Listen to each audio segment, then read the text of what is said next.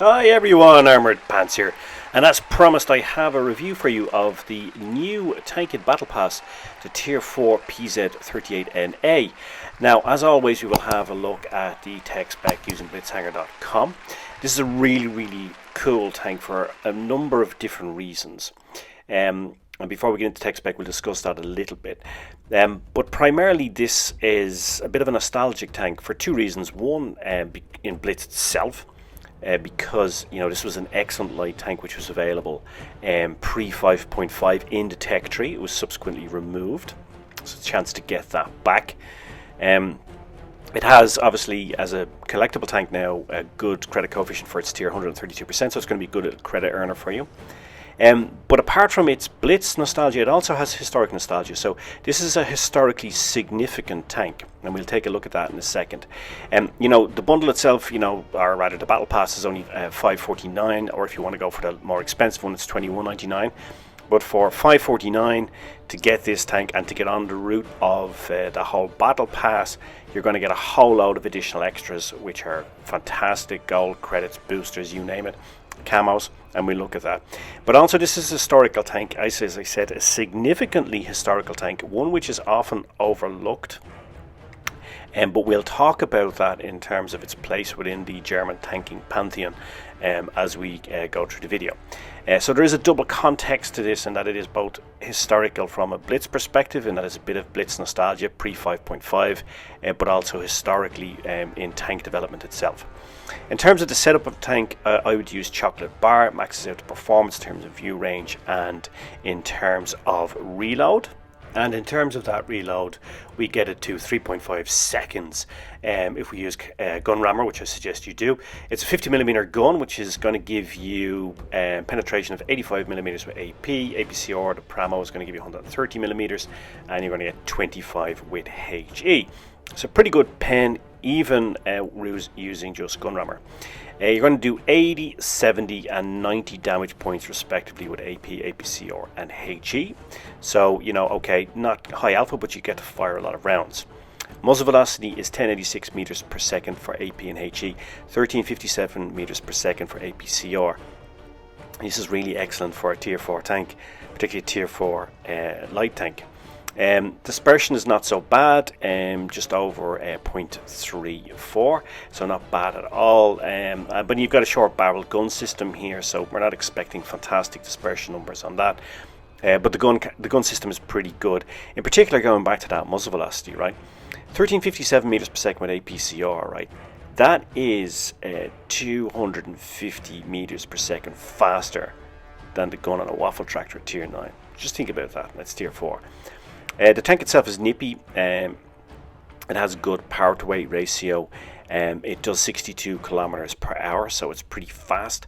The tank has 7 degrees of gun depression and 22 degrees of elevation, so it has good gun alignment. Depression is not great, but for a light tank, it's pretty decent. Its concealment numbers are also pretty decent, so at 167 meter view range, which is pretty much one of the best at tier 4, you have 190 meters visibility, so you get spotted up at 190 meters, which is not bad at all. You also have that bonus of light camo numbers, but just remember, guys, when you fire, you're going to blow 50 meters of cover, so you can be unspotted when you're moving, but if you fire when either moving or still, you're going to lose 50 meters and get spotted up more easily. Now, when we look at the armor profile, you'll see that it has a large gun mantlet, so you're going to get some bounces off that. It also has some decent relative armor numbers on the front slope armor here. You can see them there on the top left. It's pretty decent. But overall, the tank is not highly armored, right? But it's a light tank, you wouldn't expect it to be. But you'll get lots of bounces in this tank for a couple of reasons. Firstly, it's tiny. It's a really small tank. It's very difficult to hit. Because it's fast, when it's moving at its top speed, very difficult to hit, particularly when you consider, guys, that at tier 4, tier 3, when you're playing against tanks like that, they don't have provisions, some of them, or limited provisions, and you're not going to have full crew skills and that, so difficult tank to hit. It also has those acute angles on the armor that are also going to give you some bounces. In terms of tactics of this tank, it's perfect for playing as a typical light tank and for practicing light tank skills. So if you are, and much the same as discussed with the Kenny, If you are not skilled in light tanks but are thinking about moving into them, this is a perfect tank in which to practice those light tank skills of spotting, scouting, flanking, circle of death, etc. You know, tier 4 is a lot more forgiving than learning it, say for example at tier 7, tier 8, right? Where you've got much better players, tanks that are better equipped, tanks that have better crew training, etc. And of course, better players. Down here, you know, it's a bit more forgiving, of course, and therefore you have the opportunity to practice those skills. And I would suggest that you use that tank for that. If you are already a experienced light tank player, this tank is still good because, you know, that means that you have been playing Blitz probably for some time, probably pre 5.5, and therefore this tank has some special nostalgia for you. For me, for example, when I was learning how to play light tanks, I practiced a lot in this tank, you know, just when I was learning the skills back in the day, and I think it was the first light tank I may have mastered. So, you know, I definitely would recommend it for practicing those skills. You can see here, as I said, it's a tiny target, right? You know, but it has, you know, this great maneuverability. It has, you know, its traverse is not great, guys, so you just need to be aware of that. But the tank itself is so nimble that by using the tracks you can compensate for the poor traverse, because the overall power to weight ratio is good. And this tank, you know, just in general has a very good gun system, as you saw there, that shot into the Leo. You see there one of the bounces I told you about.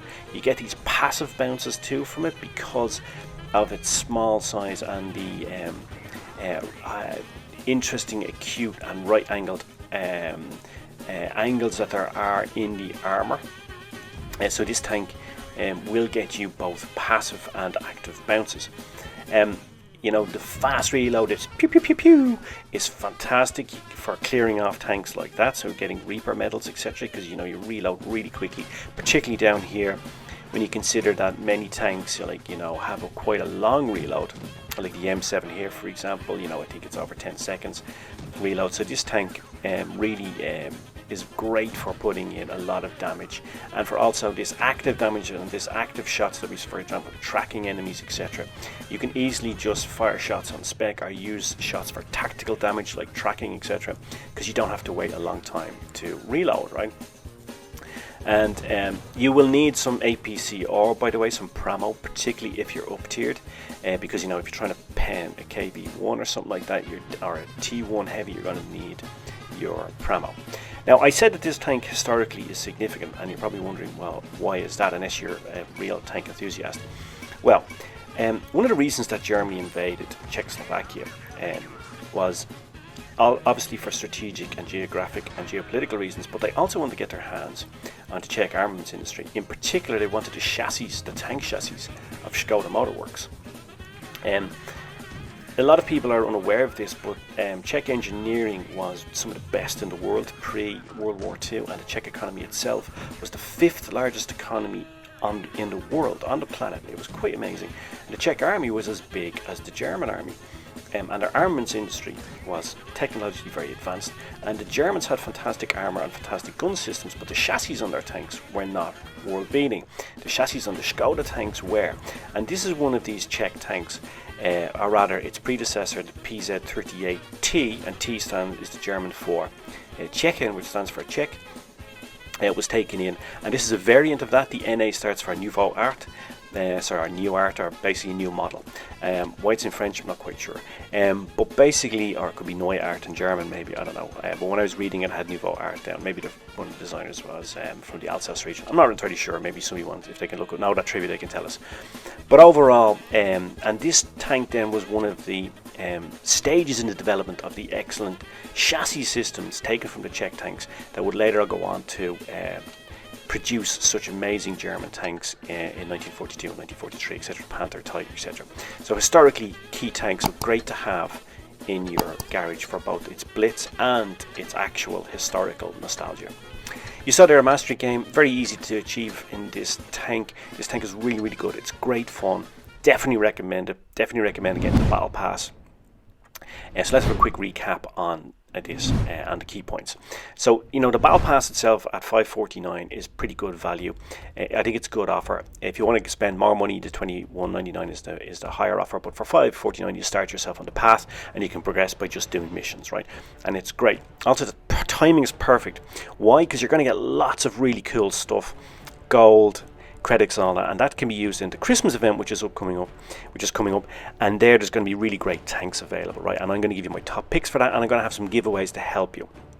Now, there's only 100 gold if you sell it, so therefore I'd suggest you keep it, right? So it's not like the A32 where you get a lot of gold, but it's a fun little credit earner, and it has this Blitz and historic nostalgia attached to it. You know, so I would definitely keep it. I would play it, you know, even if you're a really experienced light tank player.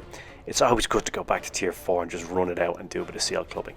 But if you want to learn light tanks, this is a fantastic little tank to do it in, and a tank that I personally really love, and I definitely recommend it for you. So cheers Mush, thanks for watching. I hope you found it useful, I hope you found it enjoyable, and now I guess all that remains for me to say is pants off.